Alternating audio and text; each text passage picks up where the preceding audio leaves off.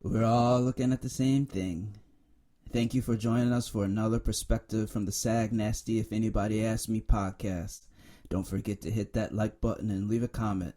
For more videos, please subscribe to the channel. Growing up, watching Full Metal Jacket, Yeah. that's what you think boot camp's like, right? And it was funny. I love Full Metal Jacket, right? Because I'm like, Andy Irving, hilarious, right? Yeah. But at the same time, when you get there, it's like that. You see what I I'm saying? thought you were gonna say it is. Oh yeah. my God, that's what I said. Like that's what makes it even better because it's like, yeah, he did a damn good job. Yeah. And then, like I said, we were at war, so you probably don't want to do that. You know what I mean? It's like, so once That's that happened, like I said, I was committed. It's on. You know what I mean? It's like there was no turning back. There's no second guessing yourself. It was like, hey man, like that's it. War is the top. That's the top sport you gonna ever play. Damn the Super Bowl, damn all the Major League Baseball stuff. And I'm sorry, bro, we got it. We own that one. You know what I mean? Wow. Because it's like man. Here's the thing. You got to be an athlete in order to perform out there on the battlefield. I'm gonna get that right there out the gate, right?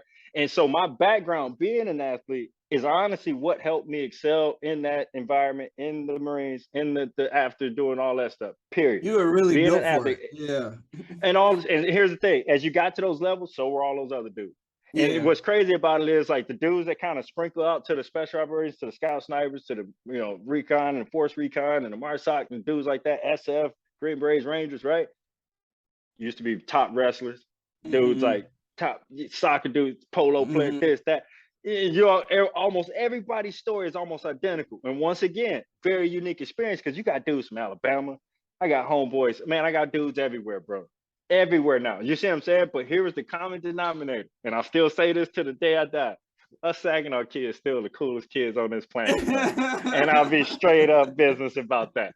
I've been all over the world. I got some homies. You see what I'm saying? Like they my homies, they my dudes, they my ride or die. I'll shoot it out with them, right? But we still got a little special sauce on it. You know what I mean? It's like, and that's where, like I said, it was cool because in an instance, some of those kids did remind me a lot of some of the kids that we grew up with. You know what I mean? It's like, and that's where it was kind of like it was easy to develop like that brotherhood with them because it was like you could see it. And like I said, exchanging stories. Some of those guys had some of the same stories and lives we did. You see what I'm saying? It's just they was over in New York or Philly or you know what I mean, down south somewhere. And that's what, like I said, now I get there. Now I'm able to tell Saginaw stories to these dudes. You see what I'm saying? And the funny story about that, one of the dudes I served with in the Marines ends up moving to Michigan. Oh, he's roommates with one of the cops. Oh wow! He gets there, right? So imagine they talking one day, like, yeah, man, where you from? Saginaw. Hey, yeah, you know the dude? Oh my God, yeah, I grew up with that dude. He like, seriously, they called me and everything. I was like, bro, that's small ass world. You know what I mean? Because it's like, that's awesome. This dude, I forget where Samuelson was from, but you see what I'm saying? It's like that. Once again, it was just like Saginaw somehow just me being with this dude at one point in time during my service. Next thing you know, he's living with one of the kids I grew up with and went to school with. You see what I'm saying? So it's like small world, man. Let's go back to boot camp. Let's go back to boot camp. What was that like for you? And when was that then? Full Metal. What's that? When was that? Yeah, go ahead. I want to know, like, when was it? Yeah. December 2001. So December. Is when I went. Yeah. What were you saying? And I graduated March 2002. Yeah. Okay. So imagine growing up watching Full Metal Jacket. Yeah. That's what you think boot camp's like, right? And it was funny. I love Full Metal Jacket, right? Because I'm like, Andy Irving, hilarious, right? Yeah. But at the same time, when you get there, it's like that. You see what I'm saying? I thought you were gonna say it is. Oh my God. That's what I said. Like that's what makes it even better because it's like, yeah, he did a damn good job. But here's the thing, though. What's cool about it is, man, boot camp teaches you a whole nother level of discipline.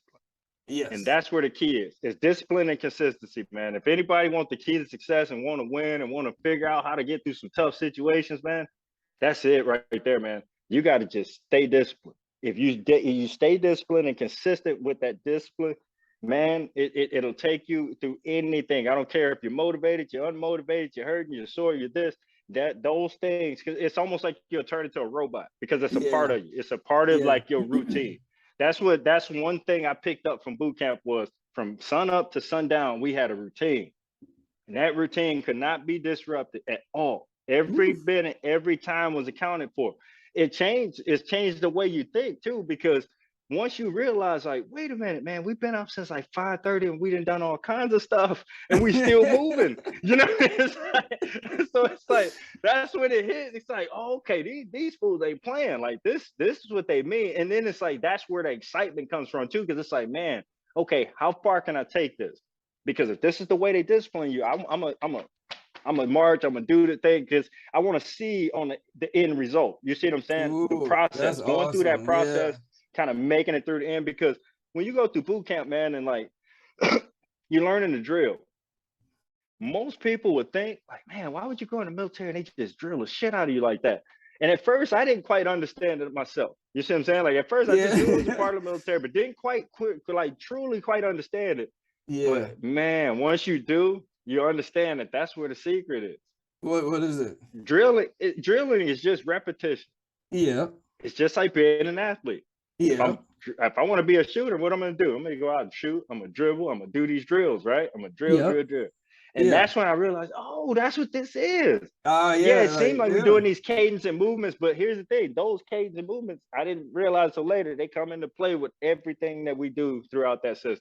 And with a lot of other things. You need to be one unit, right? You need to be together, and you create that. And that's what was democracy, beautiful. Right? Yeah. Because it was funny, man. Like the way they did it, at first it seemed like somebody from the outside looking in, it would look complete chaotic, right? Them drill instructors yelling, raising, pointing fingers, and we running and scrambling everywhere. But it's crazy because when you look at group dynamics, you were like 60 to 70 something odd dudes, man, and these 4 dudes just within a matter of a couple weeks, man, had us like in sync like that, bro. And it was crazy because it was just like at first it was like goldfish getting dropped in the tank just everywhere. You know what I mean? Like everybody just kind of confused and kind of bumping into each other. But then once it kind of starts clicking and you start listening to them, even though they're screaming and yelling, they're teaching you the entire time. The whole time. The entire time, bro. And that's when I realized, like, okay, so I really start focusing in on them dudes. Okay, what is he saying? What is he doing? Okay, cool. Move fast. Hey, do this. Because then when you realize, man, like we would wake up in the morning, dude, they wake us up, man, that bed was made and you standing there fully dressed, counting 1, 2, 3, 4. And I'm like, damn, that was quick. And we all fully dressed. Well, maybe a couple dumbasses ain't. We'll pay for it. You see what I'm saying? But it's like, right? You look down there, it's like, damn it, dog. You know what I mean? It's like, but at the same time, too, paying for one man's mistakes.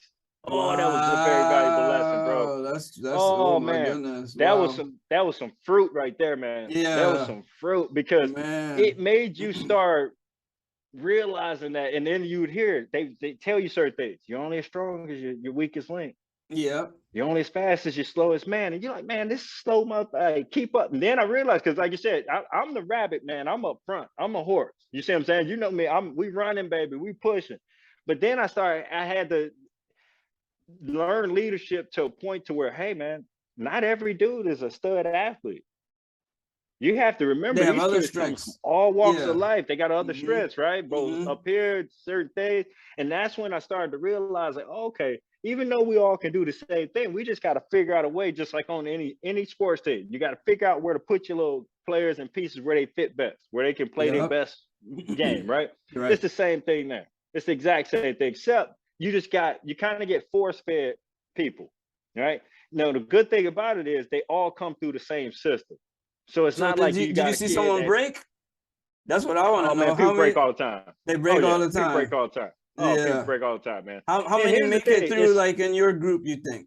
Like, percentage-wise? When you start, like, boot camp, you'll lose about, I think we lost, like, 7 or 8 kids, like probably like right off the get, and then like a couple later through, some sickness stuff. But the ones that usually end up leaving early, dude, they homesick.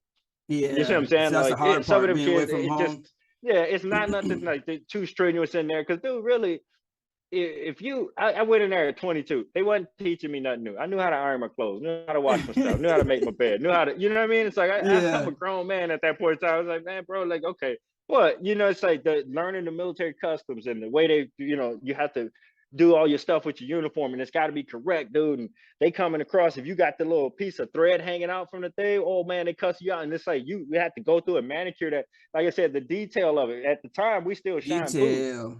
I'd never done that. You see what I'm saying? So imagine, it's like, man, like this is different. But you start taking real good pride in, man. Like, man, I shined the shit out them shoes. You see what I'm saying? Like, I did that. Like, then I started like appreciating that look, you know, wearing my uniform real crispy, looking good, staying in shape. Cause then like I started realizing, I'm like, wait a minute, I'm getting paid to work out, shoot guns, and blow stuff up. Man, man.